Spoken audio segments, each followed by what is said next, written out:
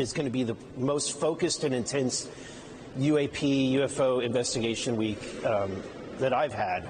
We're going to be having meetings with Arrow. We're going to have an open hearing to the public. We have just been promised one of the biggest UAP hearings and one of the most focused UAP hearings of our generation, until it was mysteriously cancelled no more than 24 hours after the comments made by Representative Burleson were made. Now, this is incredibly shady, and it's a common pattern that we are starting to see with regards to UAP hearings with the Oversight Committee and House of Oversight Committee and all the rest of it, right? So, these were the comments made by Representative Burleson. So, this was promised to be a congressional hearing that was going to be quote-unquote the most focused and intense UFO investigation week.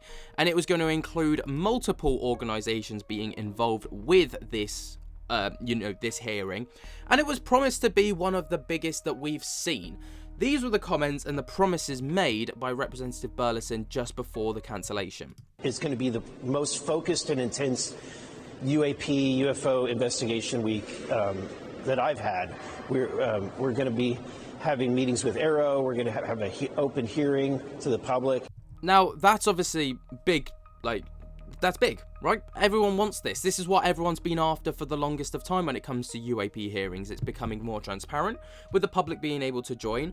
The UAP DF, so the UAP Disclosure Fund hearing that took place a couple of weeks ago now, was live streamed, which means that everybody had an opportunity to actually hear firsthand what was happening, opposed to just reports and a televised version afterwards.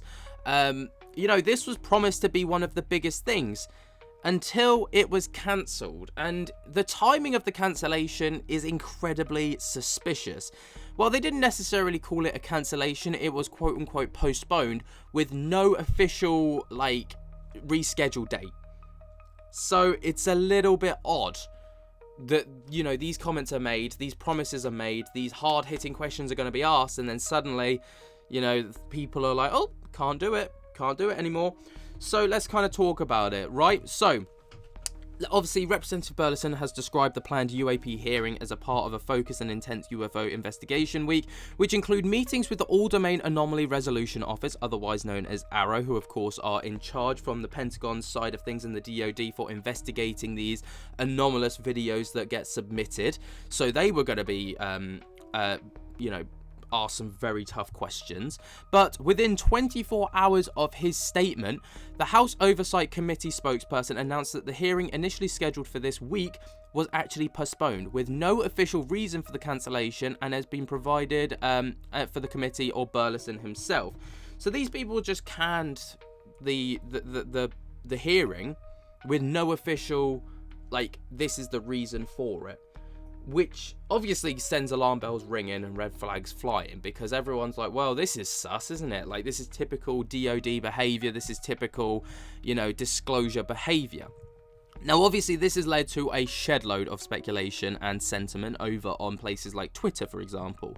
So, it comes with frustration and skepticism within the UAP community, with some users even expressing anger over the cancellation, questioning the motives behind it, especially considering we didn't actually receive an official reason as to why it was cancelled, with others suggesting that the cancellation might be part of a pattern where the government appears to engage with UAP issues, but ultimately blocks progress, calling it a quote-unquote farce by the current administration.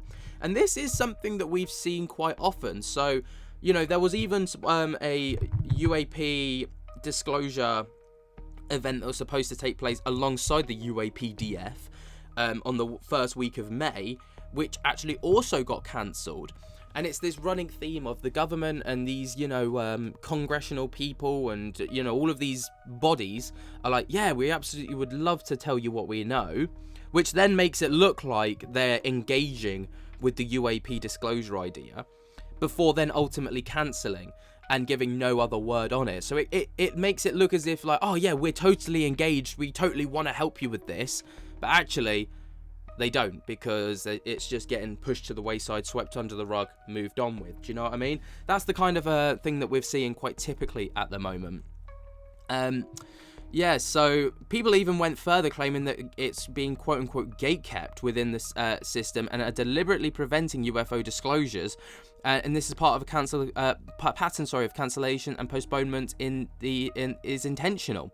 Now, Lou Elizondo has also provided some explanations. Now, obviously, Lou Elizondo is very divisive within the UAP space, isn't he? He's some people love him, say that he's, you know, really positive and he's really like progressed the disclosure forward, and other people say that he's a disinformation agent, that he's just like, you know, putting out false evidence and stuff like this, especially since the UAPD photos and the one that he put out before, both of which have been kind of, you know, proven to be false.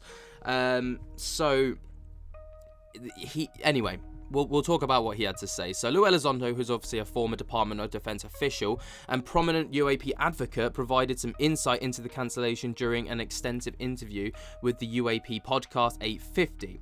Now, while the specific details of his explanation are not fully detailed in the provided post, Elizondo's comments reportedly shed light on why the hearing was actually called off, and the interview is described as a personally revealing, suggesting it may include insider perspectives on the political or bureaucratic dynamics at play.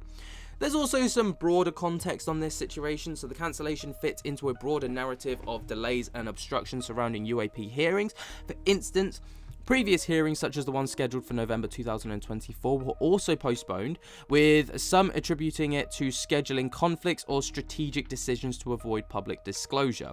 There are perceptions among some UAP advocates that powerful entities referred to as the quote-unquote gatekeepers in the posts are actively working to suppress transparency on the UAP issue.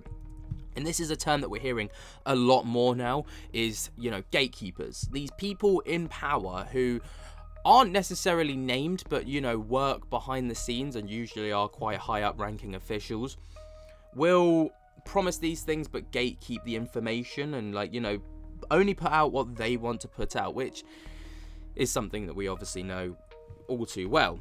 But there is obviously no official statement from Burleson or the House Oversight Committee which clarifies the exact reason for this cancellation, and it's unclear whether the postponement was due to logistical issues, political pressure, or sensitive information that emerged during the preparations for the Arrow meetings. Without more concrete details, much of the discussion remains speculative at this time.